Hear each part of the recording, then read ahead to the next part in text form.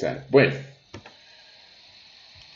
vamos a hablar de 3 temas: la médula espinal, los ventrículos y vamos a hablar también de la circulación del cerebro. Esos van a ser nuestros 3 temas del día de hoy. No son largos. Con eso concluimos lo que habíamos estudiado del sistema nervioso central. Y también con eso concluimos nosotros la primera parte de nuestro curso de anatomía. Entonces vamos a empezar acá. Ustedes ya me conocen, que soy fisiatra, que tengo una maestría, que somos de la Mariano. Y vamos a hablar de esta estructura que está acá, que se llama la médula espinal. La médula espinal es la porción caudal, es decir, la porción última del sistema nervioso central. Recordémonos que el sistema nervioso central estaba formado también por el cerebro anterior, el medio y el cerebro posterior. Dentro de sus características de la médula espinal es que tiene forma como de un cordón. ¿Y qué es eso de un cordón? Un cordón, yo no sé si ustedes de repente han visto a los frailes de las iglesias y llevan en su cintura un cordón o como un lazo. Ese es un cordón. Pero también los que serán del interior del país, de repente por ahí por oriente, tienen un chicote con el que le pegan, bueno, yo digo que solo a los caballos, ¿verdad? A los niños no, pero antes era muy común que, por ejemplo, mi mamá era del interior del país, donde está el volcán de Pacaya, y me acuerdo que cuando íbamos a su casa tenían un chicote colgado atrás de la puerta que era con el que le pegaban a uno. Entonces, ese es un cordón, para que se hagan una idea. Cordones también le decíamos en algún momento, o le dice la gente, a las cintas de los zapatos. Por ejemplo, mi papá me decía: amarrate los cordones de tus zapatos. Entonces, con esto quiero decirles la forma que tiene. Entonces es casi cilíndrico, como que fuera redondito. Va. ¿De dónde a dónde va? La médula espinal se va a desprender de acá, miren, de esta región.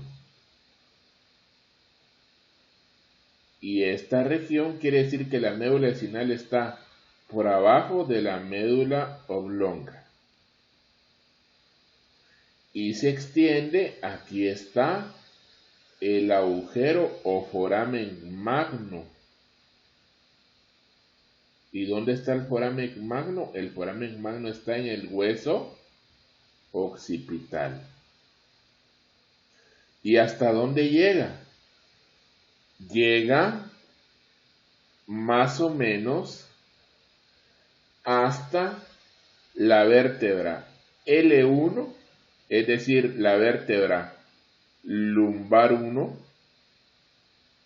y lumbar 2. Quiere decir que la médula espinal no llega hasta el sacro, sino que se queda entre la vértebra L1 y L2. En su extremo distal, la médula espinal tiene más o menos una forma como un cono, así miren. se llama el cono medular, el extremo distal, ahí donde termina entre L1 y L2, y se desprende de este cono medular una estructura que se llama el filum terminal.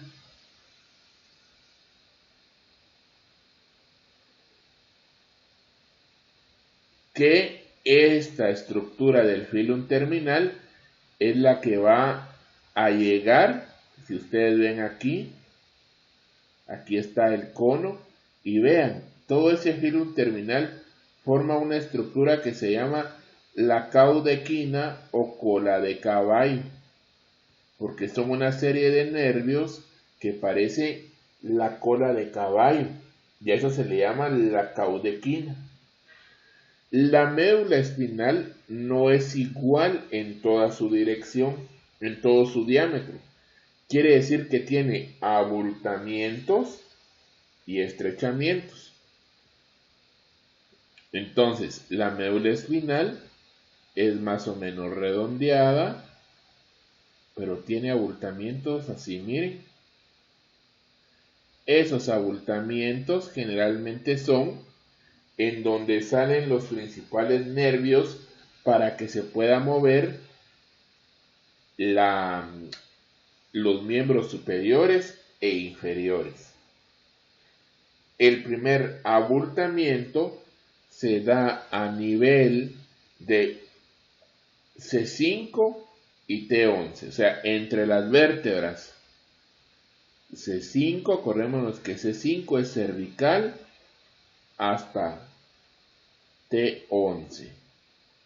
Y ahí encontramos los nervios que mueven los miembros superiores, esencialmente uno que se llama el plexo braquial. Y el otro abultamiento está entre L1 y S3, donde está un plexo que se llama lumbosacro. Esas son las características.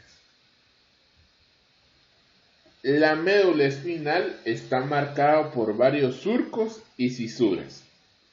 Aquí vemos cortes transversales de la médula espinal. Yo digo que es como que tuviéramos una galleta, como que tuviéramos un pan y lo partimos en pedazos, en rodajas. Entonces tenemos como rodajas de la médula espinal. Sin embargo, vemos que la médula espinal siempre va a tener varios surcos. De una vez me adelanto y les digo que la médula espinal tiene 4 caras. Una cara que se llama anterior, una cara que se llama posterior y 2 caras que se llaman laterales. Una cara anterior, una cara posterior, una cara anterior, una cara lateral, una cara posterior y otra cara lateral. Las caras están recorridas por surcos. El surco que se encuentra en la cara anterior se llama surco medio anterior de la médula espinal. Es profundo, vean hasta dónde llega. El surco que corre en la cara posterior se llama surco medio posterior de la médula espinal, es menos profundo. Y la cara posterior va a tener surcos accesorios, por ejemplo el surco paramedio posterior, porque las caras se van a formar en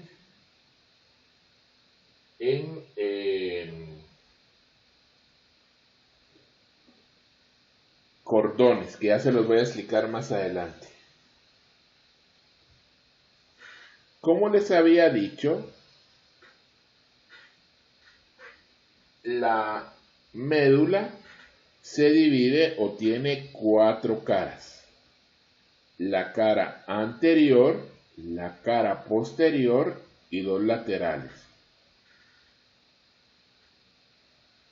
vamos a tener aquí cara anterior, cara posterior, esta es la cara posterior, la cara anterior y dos caras laterales. En total, ¿cuántas caras tiene entonces? 4, marcadas por sus surcos. Y la médula va a tener estas regiones. Va a tener una región que va a estar en la región cervical, donde están las vértebras cervicales, y que inerva. ¿Qué da eso de inervación? Quiere decir que la inervación le da la sensibilidad y le da el movimiento a esa parte del cuerpo. Entonces la médula cervical va donde está la columna cervical. Hay una región dorsal que comienza donde comienza, valga la redundancia, o donde inician las vértebras dorsales hasta donde terminan, es el segmento dorsal. O sea que la primera va de la vértebra C1 hasta la C7. La segunda va a la dorsal de D1 hasta D12. La tercera va de L1 hasta L5, pero acuérdense que la médula termina en L1 o 2. Pero como tiene un filum terminal y tiene esto que explicamos que se llama la caudequina, entonces abarca todos los segmentos. Luego, cuando nosotros estudiamos el hueso sacro, pudimos ver que en el hueso sacro se encontraba unos agujeros por donde salían los nervios sacros. Esos vienen de la médula por medio de la caudequina o cola de caballo e inervan la región sacra. Y por último, la región coxígea. Entonces, fíjense pues, ¿cómo es esto? ¿Ustedes han visto alguna persona que se haya quedado en silla de ruedas por algún accidente?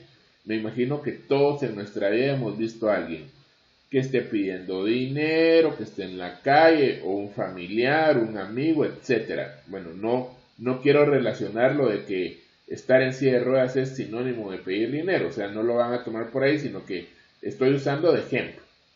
Entonces, las personas que tienen una lesión medular, dependiendo del nivel donde sea la lesión, ya no mueven. Por ejemplo, si la lesión medular, un balazo, una caída de un lugar alto, un accidente automovilístico, moto, etc., es a este nivel, por ejemplo, que se llama T10, porque está alrededor de la vértebra T10, significa que la persona no podrá mover de aquí hacia abajo, por ende no puede caminar. Si una persona, por ejemplo, tiene un trauma cervical, accidente de tráfico o herida por proyectil de arma de fuego, y es a nivel de C4, acá, aquí, quiere decir que la persona no mueve de aquí hacia abajo, literalmente solo mueve el cuello. Entonces, por eso es la importancia de la médula espinal, es la que nos da nuestro movimiento. Si tenemos algún problema en nuestra médula, entonces no nos moveremos. Nos da el movimiento y la sensibilidad. Ya les había explicado de los diámetros, ¿verdad? Del diámetro y ensanchamientos, en los cuales no son iguales, pero que entre el atlas, que es la vértebra C1, hasta la tercera vértebra cervical, pues encontramos un ensanchamiento de la vértebra, en la médula. Luego hay otro entre D2 y D9, y luego hay uno entre D10 y L1. Ya les había explicado lo que es el cono medular, el filum terminal y la caudequina. Esto que ustedes ven acá es el cono medular, miren, y esta es la caudequina o cola de caballo. Y vean cómo va hacia hacia la región del sacro y el coxis. Y aquí están los agujeros que yo les había hablado, los agujeros sacros posteriores, y si vemos hacia adelante, y los agujeros sacros anteriores, que están, aquí están los nervios sacros.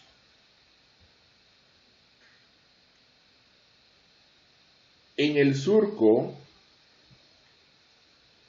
posterolateral, vamos a tener un surco posterolateral que forma las caras laterales de la médula.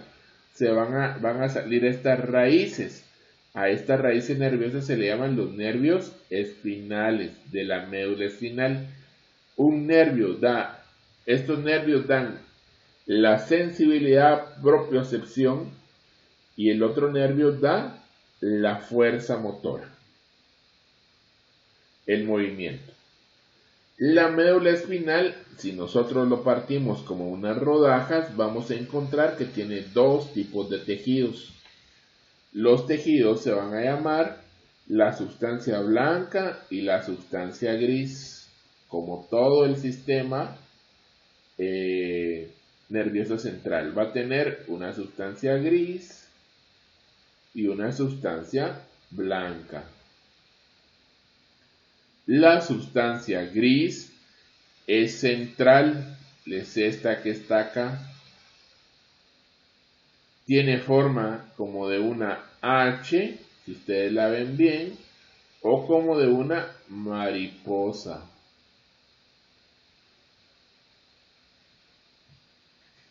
Aquí miren, tiene forma como de una H o como de una mariposa. Aquí están las alas de la mariposa.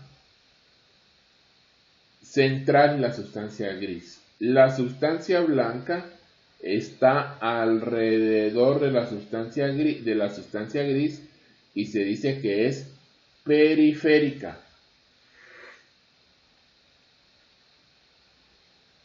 La sustancia gris se encuentra, la sustancia blanca y la sustancia gris se encuentran rodeando este agujero que se llama el conducto ependimario, un conducto central. La sustancia gris se va a dividir en tres astas. Las astas, ¿cuáles son? Son como columnas. Un asta es donde se iza la bandera.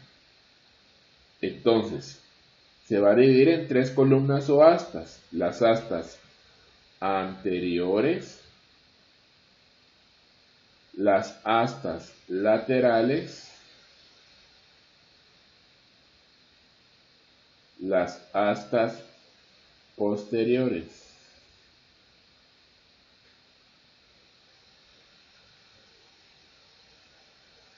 Tres astas.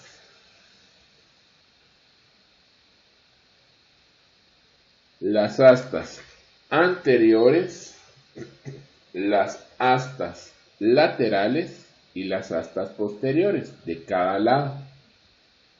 Las astas anteriores tiene que ver con movimiento.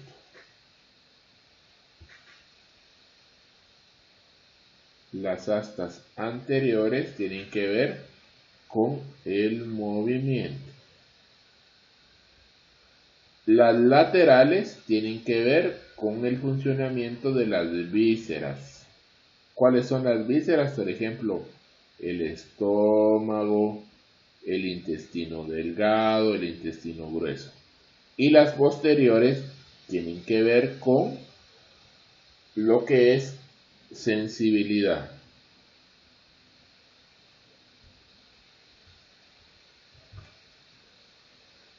Con sensibilidad. Con propiocepción.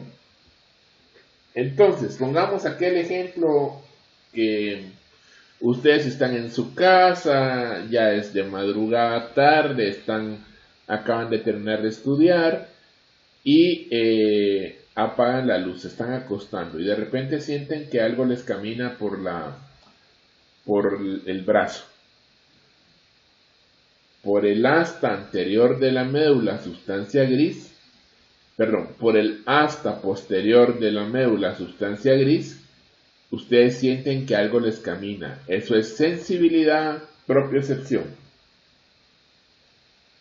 Entra la información por el nervio allí y se va por la médula espinal llegando hasta el cerebro.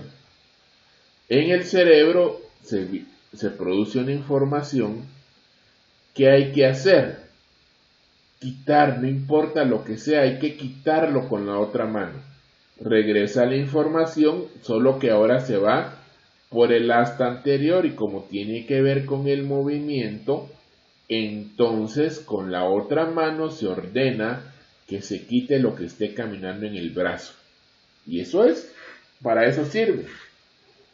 La sustancia blanca, a diferencia de la sustancia gris, rodea la médula y forma cordones. ¿Qué función tiene la sustancia blanca? Fibras de proyección y de asociación. En nuestra primera clase del telencéfalo vimos la sustancia blanca, que hay fibras de asociación y de proyección. Hay fibras los cordones de sustancia blanca se asocian y se proyectan y pueden llegar vías directas de la médula espinal. Acabo de explicar una cuando movemos la mano para quitar algo de nuestro brazo, se proyectan hasta el cerebro y se asocian para provocar un movimiento. Entonces se forman en cordones, en esas divisiones. Aquí era para que ustedes vean cómo es el circuito. Las arterias de la médula vienen del tórax, de las intercostales y las vertebrales. Ya en un ratito les voy a hablar de las vertebrales, ahorita les explico.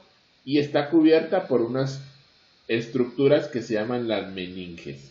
Las meninges es como una serie de bolsas o capas que por ahí circula el líquido cefalorraquídeo y protege a la médula espinal, llamándose la dura madre, la aracnoides porque tiene forma como de una tela de araña o una red, y la pía madre. Bien, ahora hablemos de los ventrículos. Los ventrículos son 4 ventrículos. Los ventrículos se van a llamar 2 ventrículos laterales, un tercer ventrículo, un cuarto ventrículo.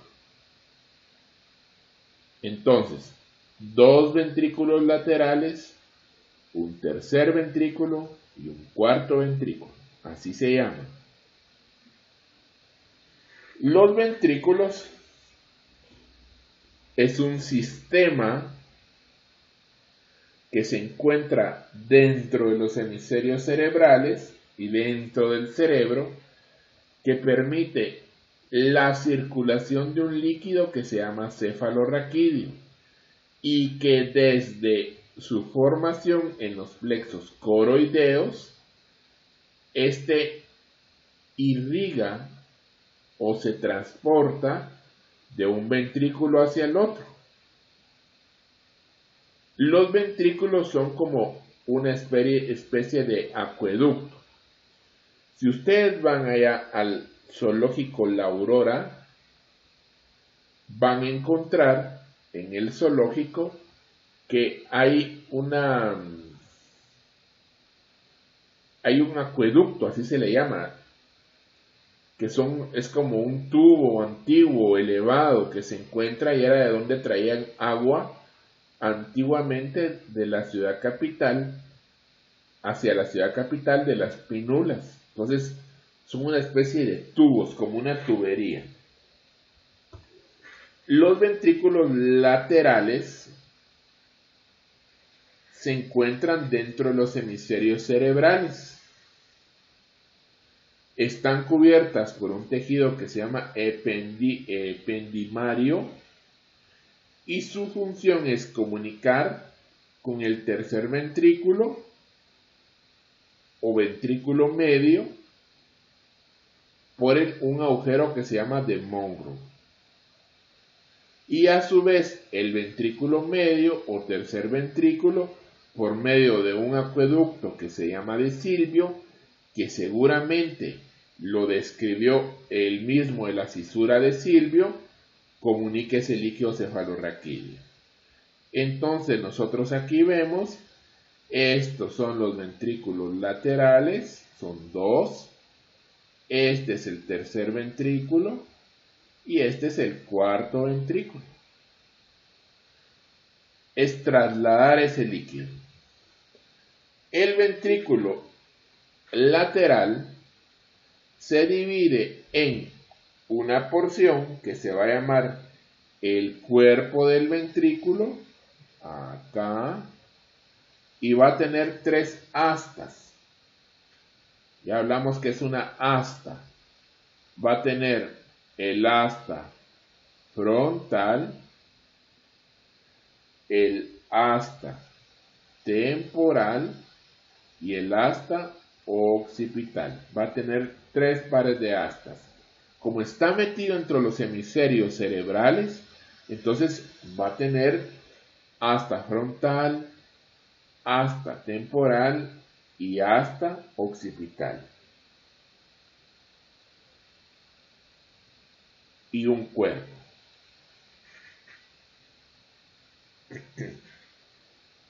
¿Dónde está ubicado? Bueno, tiene varios puntos de localización. Entre ellos se encuentran que está ubicado por arriba de unas estructuras que vimos en el diencéfalo que se llaman los tálamos. Tálamos. Por arriba de ellos. Y por abajo de una estructura que se llama el cuerpo calloso. ¿Se recuerdan que el cuerpo calloso tenía su pico, su rodilla, su cuerpo y su esplenio o cola? Y que el cuerpo calloso, ¿para qué sirve? Para unir los dos hemisferios cerebrales. Entonces se encuentra a ese nivel. Y aquí tiene una estructura que se llama el plexo coroideo. El plexo coroideo es donde se forma el líquido cefalorraquídeo. El tercer ventrículo, que también se llama medio. El tercer ventrículo o medio es un espacio que está comprendido entre los dos tálamos. Está entre los dos tálamos. El cuarto venía por arriba, los laterales venían por arriba, el tercero viene por abajo de los tálamos, diencéfalo, y se extiende desde el quiasma óptico por delante de la glándula pineal.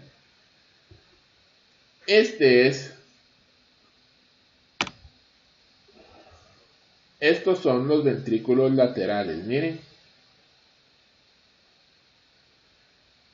Este es el orificio de Monro por donde el líquido cefalorraquídeo se traslada por acá y se mueve hacia el tercer ventrículo que está acá.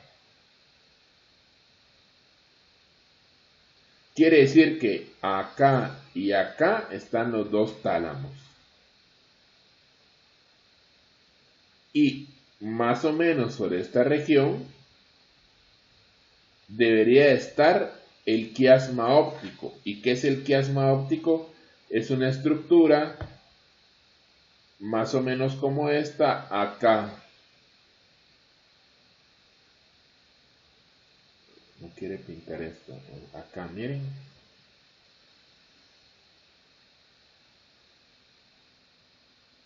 Es una X. Como una X. Aquí está nuestro ojo. Este es el ojo derecho, este es el ojo izquierdo. Lo que veamos con el ojo derecho pasa al lado izquierdo y lo que veamos con el ojo izquierdo pasa al lado derecho de la vía, y a este entrecruzamiento se le llama el quiasmo. Y aquí se encuentra la glándula pineal. Pregunta de examen. la glándula pineal más la estructura que se llama la avénula, ¿qué forman? No me van a decir al final de la clase, doctor, ¿qué forman la glándula pineal y la avénula? ¿Me puede decir? No, hombre, ahí lo investigan, va. Pregunta examen, estoy dando una pregunta. Y el tercer ventrículo o ventrículo medio tiene un borde anterior, tiene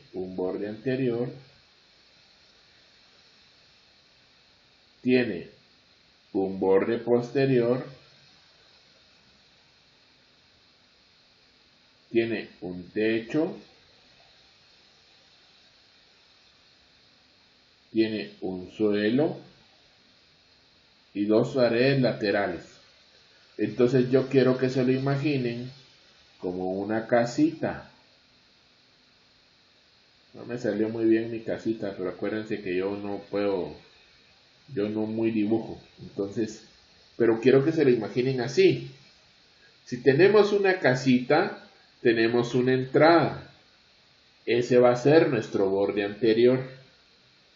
Tenemos una otra pared al fondo, borde posterior. Tenemos dos paredes a los lados, dos paredes laterales. Todas las casitas tienen un techo y un suelo. Por eso yo les digo que tiene esta forma como de una casita. El líquido cefalorraquídeo que se forma en los ventrículos laterales se recibe por medio del orificio de Monro, así se llama, o interventricular, y pasa al tercer ventrículo. Y se traslada hacia el cuarto ventrículo, que por el mesencéfalo, por un acueducto. El acueducto es como un tubo que se llama de Silvio, que como les decía, ha de ser el mismo Silvio que describió la cisura de Silvio, ¿verdad? Entonces, el techo del tercer ventrículo está delimitado de adelante hacia atrás por el fornix. ¿Se acuerdan del fornix? Lo estudiamos en nuestra segunda clase. Entonces, el techo, fornix. El fornix era una estructura de sustancia blanca que tenía más o menos esta forma, como un triángulo. Además, también en su techo va a tener a la glándula pineal y a la avénula. Perdón, sí, a la glándula pineal, ya la estoy poniendo de más aquí. Y obviamente el foramen interventricular o agujero de Monro. En la parte inferior, ¿quién va a delimitar a este cuarto ventrículo? Pues lo va a delimitar el infundíbulo de la hipófisis. En la parte inferior, si vamos hacia abajo, vamos a encontrar, vamos a ver si por aquí está la hipófisis. Sí, aquí está. Más o menos en esta región, acá, tiene que estar la hipófisis. Específicamente una región que se llama el infundíbulo. El infundíbulo es como el tallo. La hipófisis tiene esta forma, miren. Entonces, el tallo es el infundíbulo. Pero también lo van a acompañar los tubérculos cuadrigéminos que dijimos que eran los anteriores y los posteriores. Eso ya es el mesencéfalo. Y ahí se va a dar vamos a encontrar este paso o esta vía que se llama el acueducto mesencefálico o de Silvio. Los límites laterales de el tercer ventrículo son los tálamos, porque acordémonos que está entre los tálamos. La pared anterior está delimitada por la comisura anterior. ¿Qué es la comisura anterior? Aquella estructura de sustancia blanca que une ambos hemisferios, y también por el quiasma óptico que se los acaba de explicar. Y ese es el tercer ventrículo. El cuarto ventrículo es una cavidad que se encuentra en la parte inferior del rombencéfalo. ¿Y qué es el rombencéfalo? El cerebro posterior. Lo vimos en alguna parte cuando yo expliqué puente, médula oblonga, cerebelo. Se halla comprendido por abajo y se comunica por el acueducto de Silvio o mesencefálico y por un conducto o el agujero ependimario. Acabamos de ver la médula y en la médula vimos que tenía un agujerito donde estaba la sustancia gris que se llama el conducto ependimario.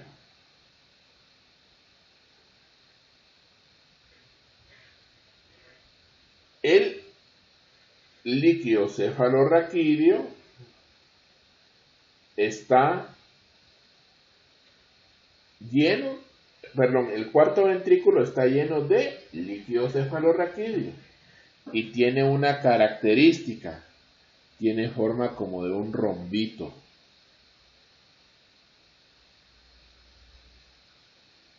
Tiene forma de un rombo, como este. Aquí ustedes lo pueden ver, que tiene la forma como de un rombo, miren. Y ese rombo se divide en dos triángulos, uno superior y uno inferior. Aquí está, miren, metido, aquí está el bulbo y aquí está cubierto por la cara anterior del cerebelo.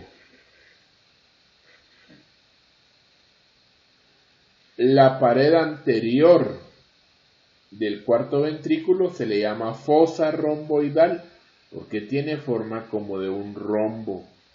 Por eso se le llama fosa romboidal.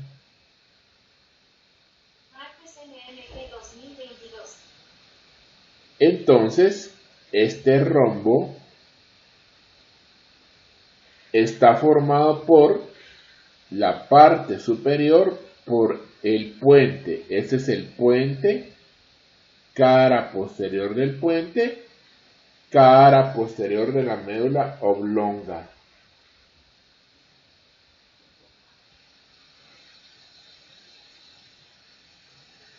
Y esto lo divide entonces como que tuviéramos dos triángulos. Un triángulo superior, acá, triángulo superior y un triángulo inferior.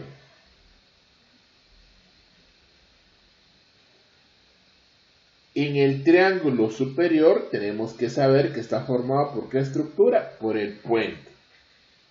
Y aquí ¿qué vamos a encontrar en el triángulo superior? Un surco que aquí está marcado de rojo que se llama el surco mediano.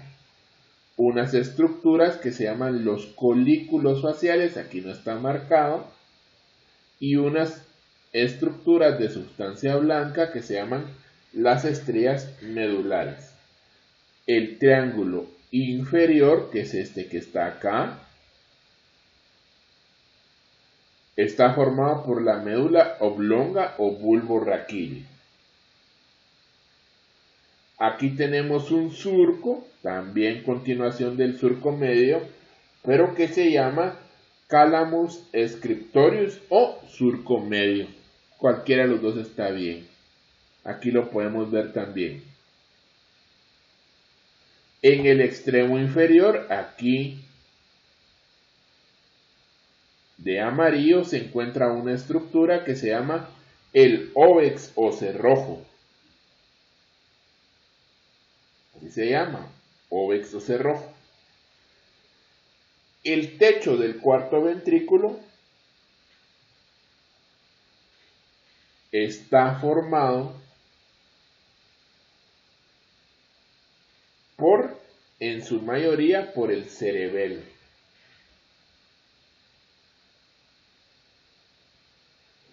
La parte superior del techo del cuarto ventrículo nos lo va a dar los pedúnculos cerebelosos superiores. Acuérdense que vimos tres pedúnculos, tres pares de pedúnculos.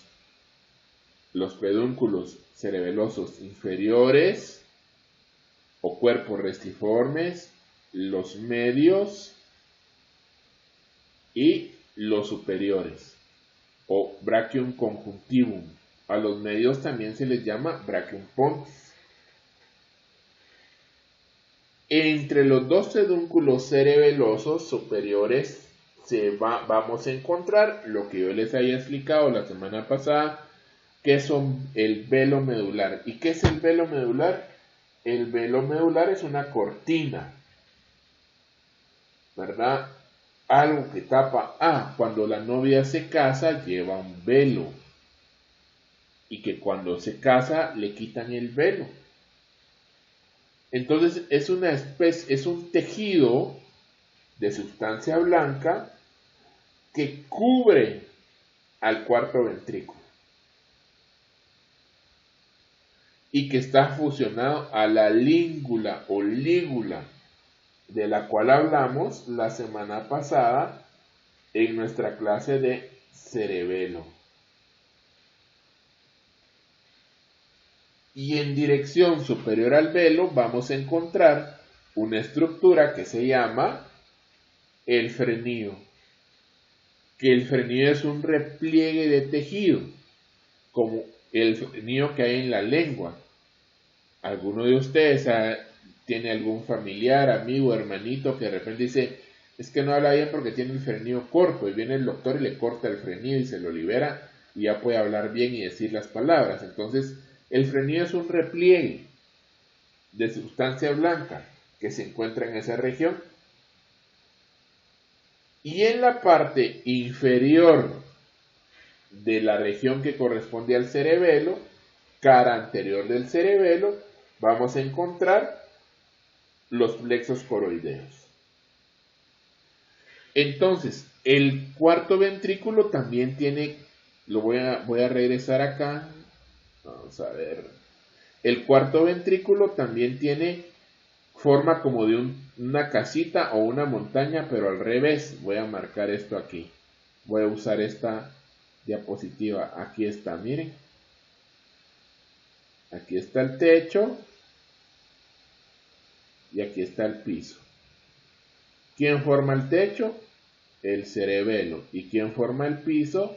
El puente y la médula oblonga. Último tema de hoy, el polígono de Willis. El polígono de Willis es este. Son las arterias que se unen y que van a irrigar a todo el cerebro. Al cerebro anterior, al cerebro medio y al cerebro posterior. A raíz de dos pares de arterias, dos se encuentran en la región posterior y dos en la región anterior.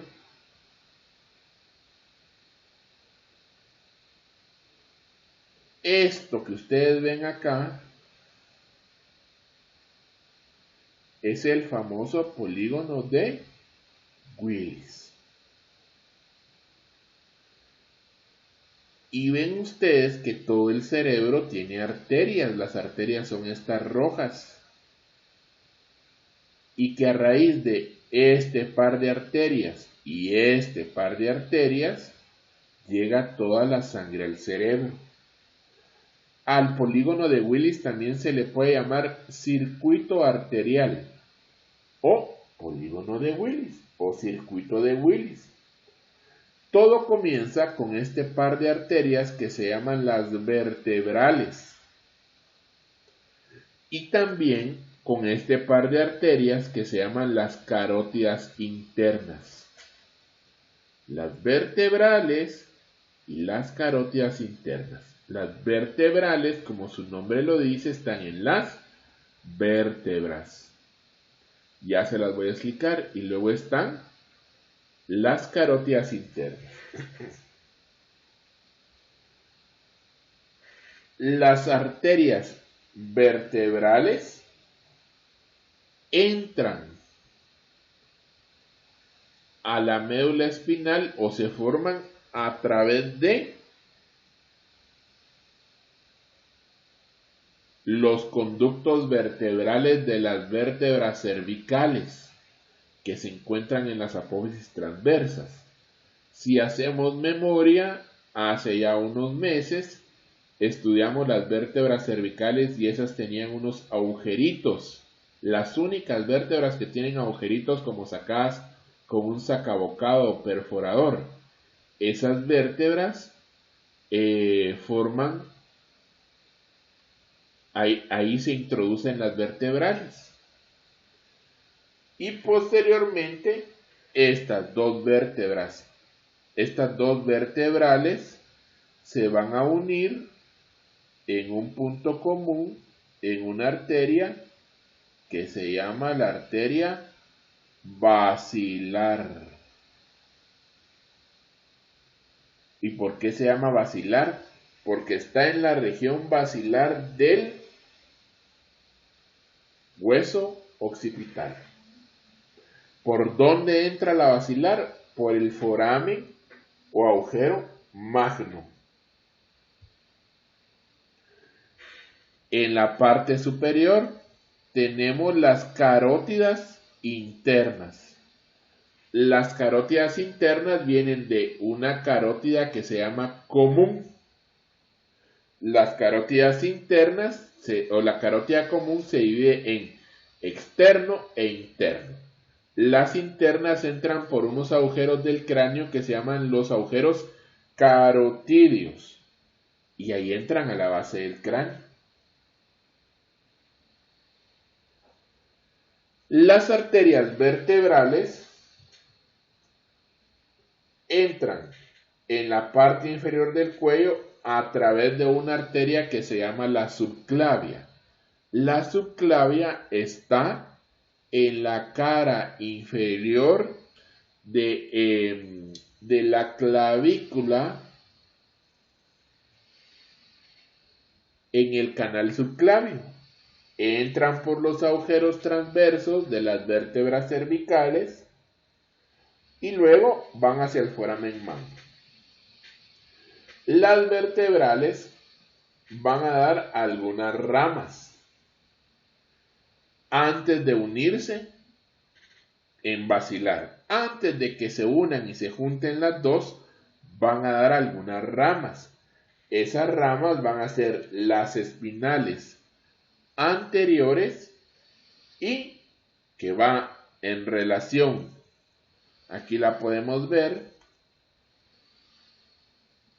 acá está la espinal anterior que va en relación al surco medio anterior de la médula y dos pares de espinales posteriores que van paralelas al surco medio posterior de la médula espinal. Y antes de unirse, van a dar una rama que se llama la cerebelosa posterior. Esa cerebelosa posterior va a ir a cubrir, Aquí la vemos, solo que aquí se llama inferoposterior. Va a ir a cubrir toda la región posterior del cerebelo. Cuando ya se une la vertebral con la otra vertebral y nos va a dar ese tronco que se llama la basilar, que tenemos acá, va a dar algunas ramas. Las ramas cerebelosas anteroinferiores. Recordémonos que el cerebelo tenía esta forma cuando yo se los expliqué. ¿Se recuerdan? Cara anterior, cara superior y cara inferior.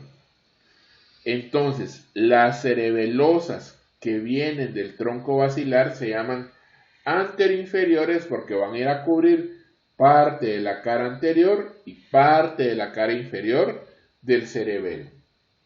Van a dar unas ramas que se llaman las pontinas. ¿Y pontina a qué suena? A puente. Entonces ellas van a irrigar el puente. Y las arterias cerebelosas superiores, porque van a irrigar la cara superior del cerebelo. La arteria basilar termina cuando se divide o se bifurca en esta arteria que vemos acá. Solo donde estará mi puntero que no lo veo. Aquí está. En esta, miren.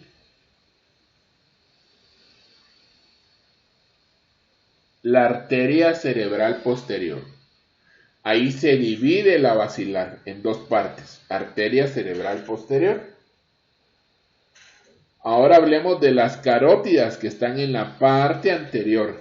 Las carótidas, como ya hemos dicho, entran por el agujero carotídeo.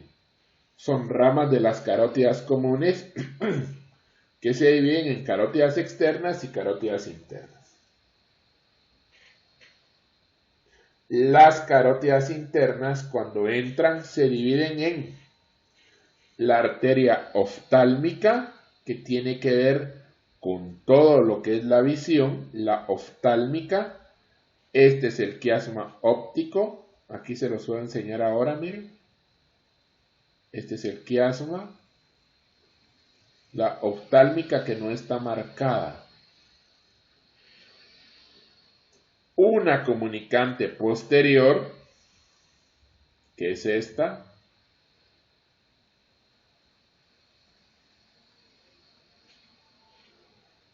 Una arteria cerebral media.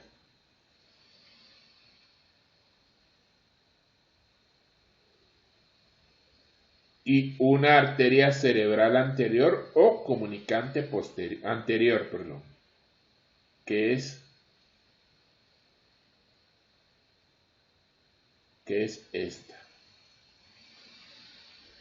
Entonces, la carótida interna, ¿cuántas ramas va a dar? Nos va a dar la comunicante posterior, la cerebral media, la oftálmica y la comunicante anterior o cerebral anterior. ¿Qué hace? Entonces viene, aquí tenemos las dos cerebrales posteriores. La comunicante posterior, rama de la carótida interna, es la encargada de unir la parte posterior con la parte anterior y une las comunicantes, las cerebrales posteriores o el tronco que viene de la basilar con el tronco de la carótida interna. Y la comunicante anterior une la parte izquierda con la parte derecha del polígono de Willis. Y ese es el polígono de Willis. Y esa era la clase del día de hoy. Entonces, si tienen